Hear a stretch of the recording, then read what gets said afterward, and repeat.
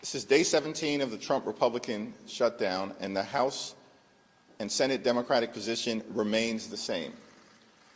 We look forward to sitting down with anyone, anytime, any place, either here at the Capitol or back at the White House, to reopen the government, to enact a spending agreement that actually makes life better for the American people, while also addressing decisively the Republican health care crisis that continues to hurt everyday Americans all across the country. Every day that goes by, there are people throughout America receiving notices that their health care premiums, copays, and deductibles are about to skyrocket.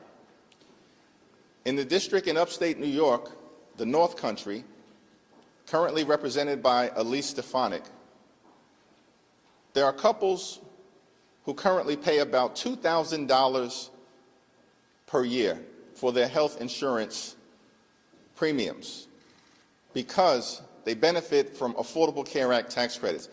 When those credits go away, that same couple will now pay more than $20,000 a year. They cannot afford that. These are working class Americans living paycheck to paycheck, struggling to get by, can barely survive, yet alone thrive. In this country, and this is the wealthiest country in the history of the world. So House and Senate Democrats are going to continue to hold firm as it relates to a basic common sense position that when we enact spending bills, we should be helping the American people, not hurting them. And so we will not support a partisan Republican spending bill that continues to gut the health care of the American people. But we will continue to extend that offer to our Republican colleagues and to President Trump and members of his administration. Let's sit down in good faith to reopen the government, to stand by our hardworking federal employees, to enact a spending bill that actually improves the quality of life of the American people, and to address the health care crisis that Republicans have created, devastating people all across the country, including in rural America, in black and brown communities all throughout America, in urban America, in the heartland of America, and in small-town America. Questions? There you go. Thank you. It's looking One of the issues that we'll discuss. You are demanding that Grijalva be sworn in this afternoon. If she is not, what are you planning on doing, and are you going to be there for the proposal? All options are on the table with respect to Representative-elect Adelita Grijalva. It's shameful that she has not been sworn in because Speaker Johnson and House Republicans apparently want to continue to hide the Jeffrey Epstein files from the American people. This has gone on now for weeks. And so it's my expectation that if she is not sworn in today, during the pro forma session today, as the Arizona Attorney General has made clear, expect swift and decisive legal action.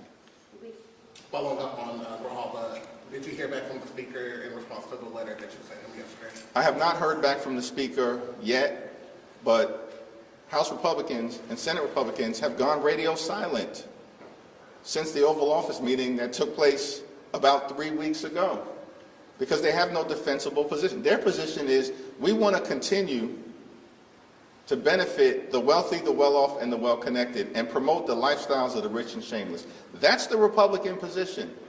That's what they did with their one big ugly bill.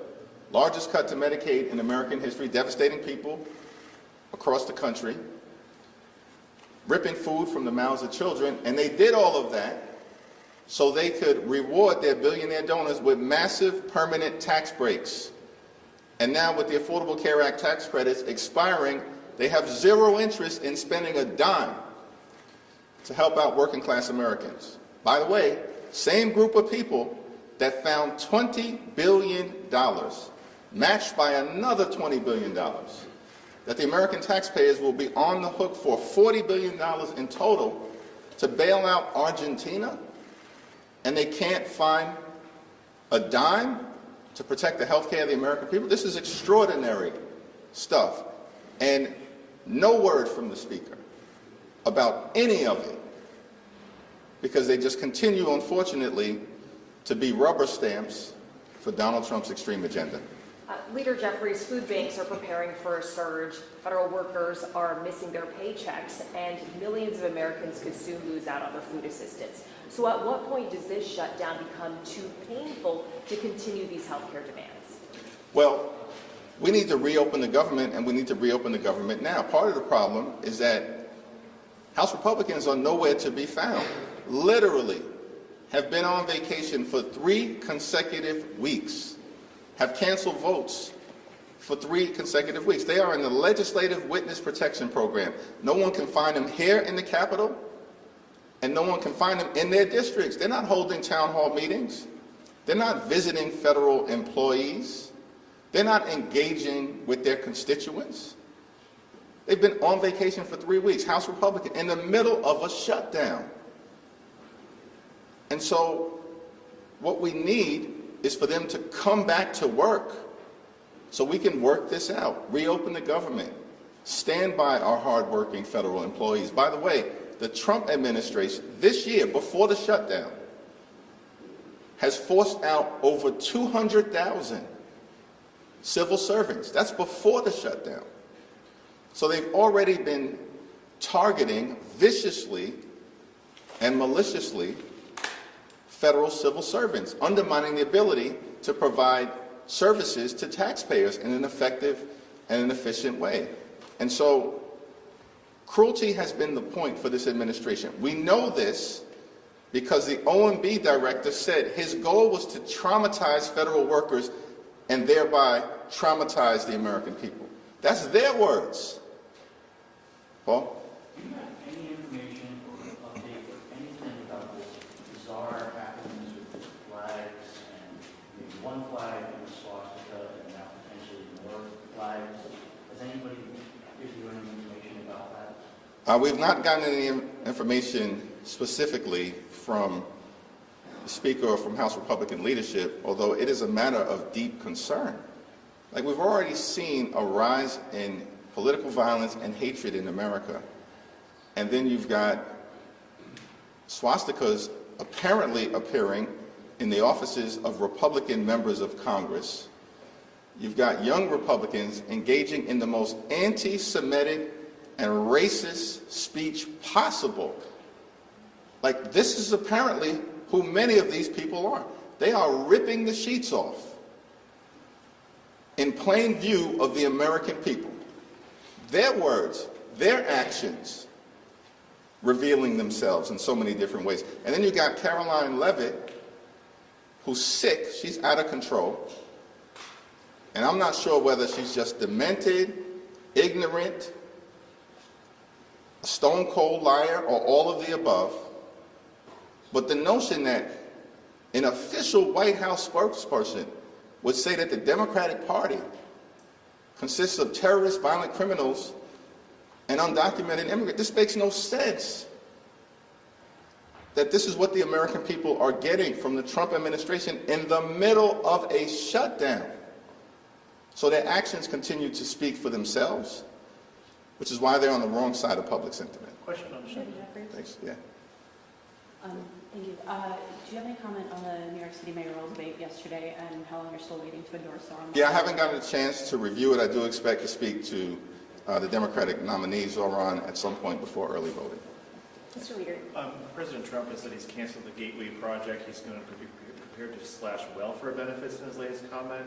Is that even legal, what he's proposing to do, and does that make it harder to resolve the shutdown? Yeah, we're going to continue to stand up for the American people. Cancel the cuts, lower the costs, save health care. We've made that position very clear from the beginning, and we're not moving, we're not going to bend, we're not going to break, because it's the health care of the American people that's at stake. And all of these efforts to try to intimidate Democratic members of the House and the Senate are not going to work, because we are on the side of the American people. And much of the action that the Trump administration is taking, of course, is unlawful and illegal. As a federal judge in Northern California found with respect to the dismissals of about 4,000 or so federal employees, that was found to be unlawful. And so these threats to try to back us off our position, it's not working and it's not going to happen. Because there is a Republican healthcare crisis that is devastating the American people. And we're going to continue to stand up for everyday Americans. Mr. Leader, you've been really trying to show united force with Leader Schumer. You guys have appeared together quite a bit. Yesterday on the floor, Leader Schumer encouraged every American to go out and participate in these No Kings rallies over the weekend. I know you said you hadn't looked at your schedule. Do you plan to participate in a No Kings rally? Will it be in New York? And why do you think that these rallies are important this weekend? Well, I haven't finalized my schedule for the weekend, given the sensitivities around the government shutdown, and I'm still very hopeful that Republicans will decide to show up for work so we can get the government back open. But I support the right of every single American to participate in the rallies that are going to take place this week. And showing up to express dissent against an out-of-control administration, that's as American as motherhood, baseball, and apple pie. That's the First Amendment. And the notion that this unhinged White House spokesperson would suggest that that's hateful. That's not hateful. What's hateful is what happened on January 6th. That was a Hate America rally sponsored by Donald Trump and his sycophants who incited a violent mob to storm the Capitol. That's what hate looks like. What you'll see this weekend is what patriotism looks like. People showing up to express opposition to the extremism that Donald Trump has been unleashing on the American people, and Donald Trump's failures, the Republican failure to keep their core promise. Because you know what their core promise was last year? They were going to lower the high cost of living. They haven't lowered the high cost of living. Costs haven't gone down on day one as they promised. They lied to the American people. Costs have gone up. Inflation has gone up. Grocery prices out of control. Housing costs out of control. Electricity bills skyrocketing. And now, because Republicans refused to extend the Affordable Care Act tax credits for working class Americans, middle class Americans, and everyday Americans, health insurance premiums are about to blow through the roof, bankrupt people, and prevent them from being able to see a doctor when they need one. Thank you, everyone.